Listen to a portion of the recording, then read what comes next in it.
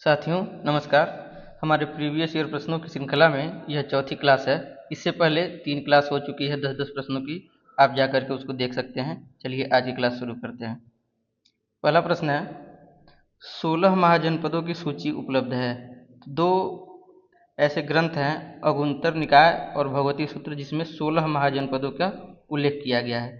अगुंतर निकाय जो है यह बौद्ध धर्म से संबंधित है और भगवती सूत्र यह जैन धर्म की पुस्तक है। तो इस तरीके से ये क्वेश्चन भी पूछे जाते हैं कि यह किस धर्म से संबंधित है। तो ये भी हो गया। अगला प्रश्न देखिए, प्रथम मगध साम्राज्य का उत्कर्ष किस शताब्दी में आरंभ हुआ था? प्रथम मगध साम्राज्य का उत्कर्ष तो यह ईसा पूर्व 6ठी शताब्दी में प्रारंभ हुआ था। मगध की प्रारंभिक राजधानी थी, मगध की प्रारंभिक राजधानी क्या थी? राजगृह या गिरिव्रज, जो कि जहाँ पे प्रथम बौद्ध संगति भी हुई थी और इसको बिम्बिसार ने राजधानी बनाया था।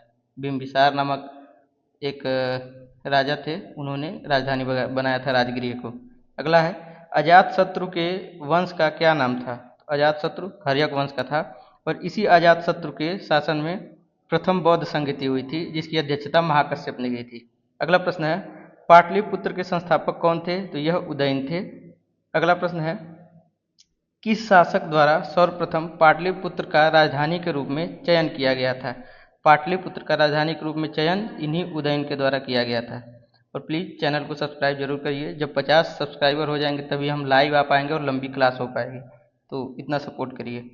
अगला क्वेश्चन है, मगध का कौन सा राजा सिकंदर महान के समकालीन था? तो जो धननंद थे वह सिकंदर के समकालीन थे। इनके पिता का नाम था महापद्मनंद, महापद्मनंद,